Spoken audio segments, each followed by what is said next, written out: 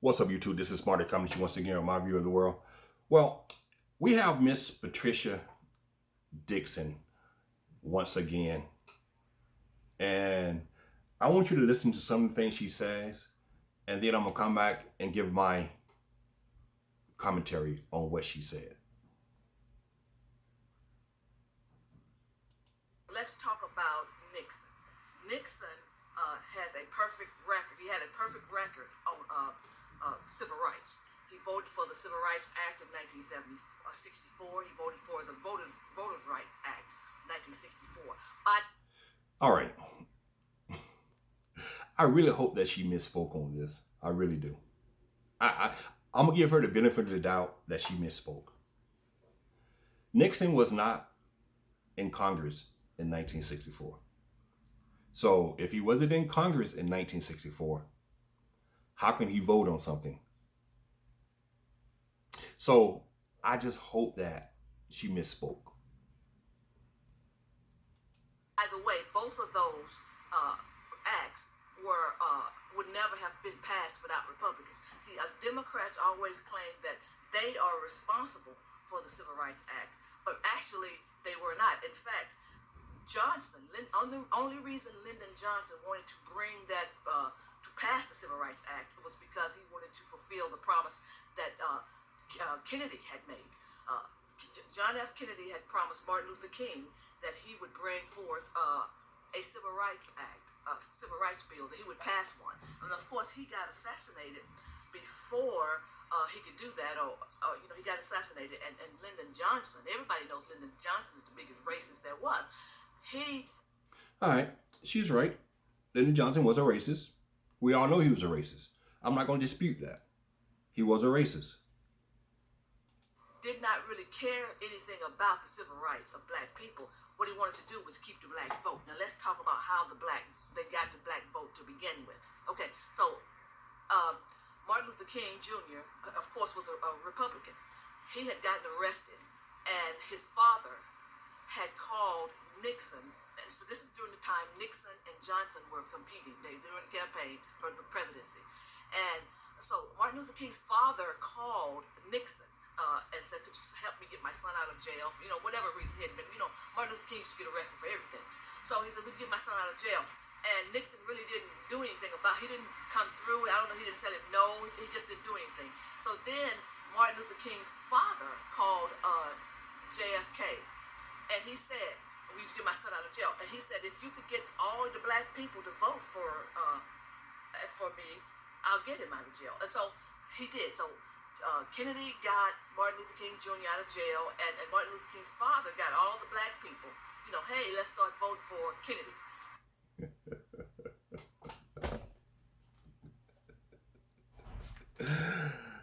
Did she really just say that? She just said that all the black people start voting for Kennedy because JFK got Martin Luther King Jr. out of jail. No, I think that started back in 1930 when the country started going Democrat because of FDR and his social programs.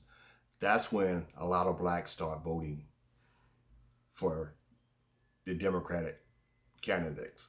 I don't think it was all about Martin Luther King being locked up, why a whole group of people would start voting Democrat. See, this is what I'm talking about, as in people trying to deceive people. We just throw any information out there. We just say anything. We just say whatever we want to, whatever we think sounds good, we just say. That right there is ridiculous. That's stupid. So, but let's go on.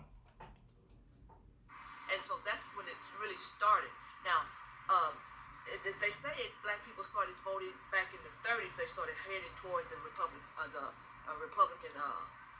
Democrat Party in the 30s. But the majority of them, I think, the big swing was after Kennedy got elected. They helped get him elected. So Kennedy had promised that he was going to pass a civil rights bill to Martin Luther King. So now here we are. We got these black voters now voting Democrat, and Lyndon Johnson didn't want to lose the black vote.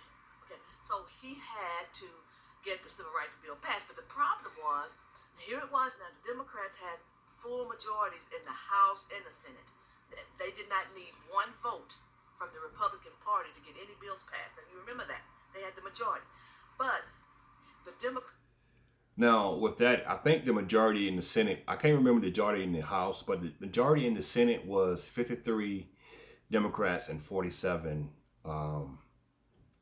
Republicans. And if I'm correct, I think that bill needed 60 votes, if I'm correct. And I'm like I said, I'm not really correct, but I think that bill needed 60 votes. So no matter what the Democrats did, they still needed Republican votes. Even if all 53 Democrats voted for that bill, they still would have needed 7 Republicans to vote for the bill. So she's wrong again. Democrats were so racist that they didn't even want the bill to even come through Congress.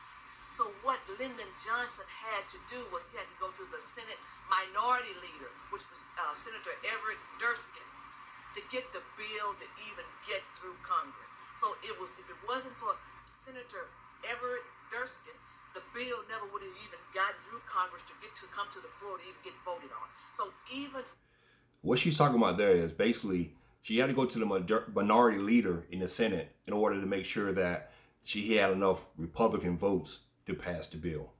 Because at that time, Barry Goldwater was voting against the bill because he didn't believe in the feds stepping in and trying to dictate to the states what to do when it came to civil rights. So that's why he went to the minority leader in the Senate. It's not what she's saying.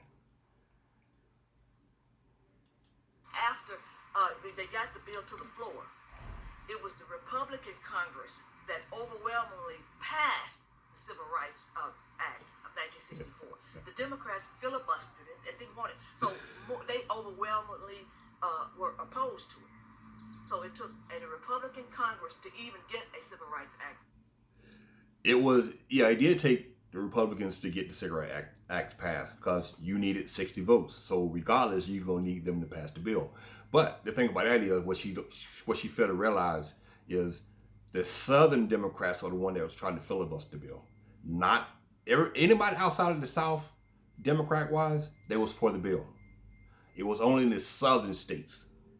Senators, it was one Southern senator at the time, and the rest, the congressmen of the South states voted against it. So it wasn't all of the Democrats. I believe 46 Democrats voted for the bill, if I'm correct. I think it was 11 House members voted against it. I'm sorry, it was 11 senators voted against it. Democrats voted against it, and it was all Southern state Democrats. So she's wrong again. Passed. And then we got the Voting Rights Act, which was even worse for Democrats. None of them wanted the Voting Rights Act.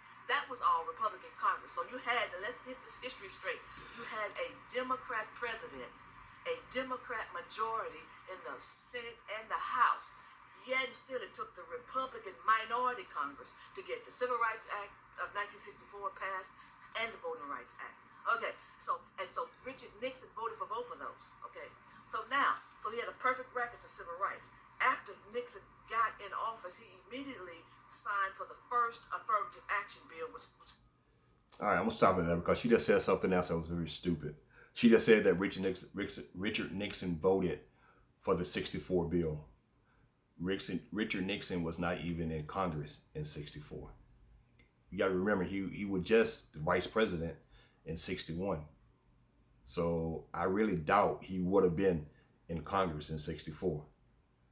So, but what she's trying to get to is, because what she's trying to say is there is no such thing as the Southern strategy was a myth. That's why she was going through all of this.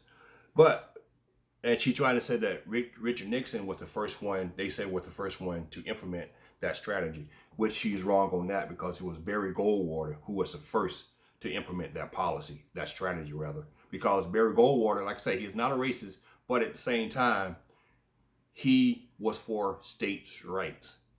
And that's where a lot of Southern states was all about. It was about states' rights. They didn't want the federal government coming in and telling them about civil rights. So that's how Barry Goldwater got involved with all of this, because he used that type of language, states' rights, to convert the South, to have the South vote for him that year in 1964. Because you got to realize Barry Goldwater got crushed that year by LBJ.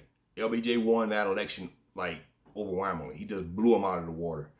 But the one thing about Barry Goldwater was that was the first time that a Republican had won the Deep South. I think Barry Goldwater won 5 southern states that year. And that's all he won. That was it. That's all he won. And the reason why he won that, because the Southern Democrats was not going to vote for LBJ because of the Civil Rights Act bill. And Barry Goldwater voted against that bill just due to the fact that he was for states' rights. So that's how that came about. Now, when Nixon, in 1969, when Nixon ran for president, what happened was Nixon didn't win the South per se, because George Wallace ran as an independent, but the Democrats didn't win the South either.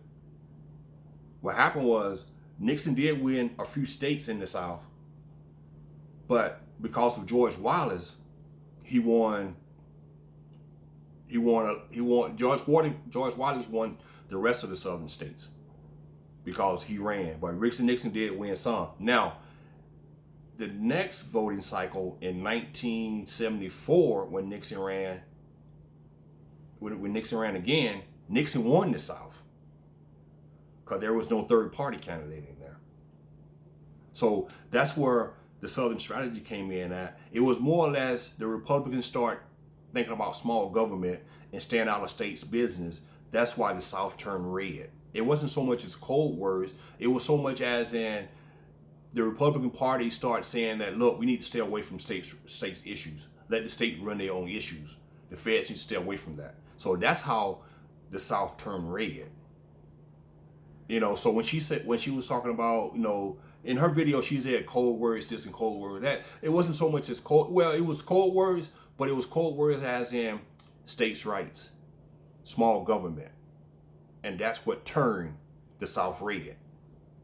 Because the South wanted the feds to stay out of their government, stay out of their states, let them run their own states. But that's what happened. But my whole point of making this video is because I'm so sick and tired of these Trump conservatives twisting words and trying to manipulate black people into voting Republican. If you listen to them, you would think that the Republican Party was this great party for black people, and the Democrat Party was this bad party for black people. But in my mind, both parties are bad for black people. Black people need to vote independent. Black people need to be more independent thinkers. They don't need to be a Republican. They don't need to be a Democrat. They need to be in the middle and be independent thinkers. That's my whole point of making this video. Not to make her look bad, but my whole point with her, she needs to stop twisting the truth. She needs to start being more honest. See, that was wrong with this country today. We don't believe in being honest no more. We got to deceive people. We have to mix our words to make ourselves look good. And that's what they do. That's what Trump do. We need to stop that. We really do. We need to really get away from that. Just be honest. You're not teaching the kids in this country to be honest anymore. It's okay to tell a little white lie. It's okay to deviate from the truth a little bit. It's okay to deceive people more. That's what we're doing. That's what we're telling these young kids these days. When you got a president who sits up there and tell lies on a daily basis, then you got people like Miss Dickson who sit here and distort the truth on a daily basis. That's not good for this country. That's not good for honesty in this country. It's not. And that's my whole point. We need to start being more honest, have more honest conversations.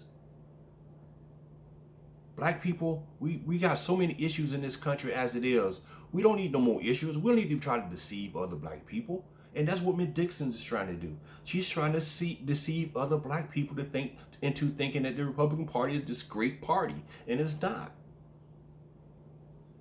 It's not. And that's all I have to say.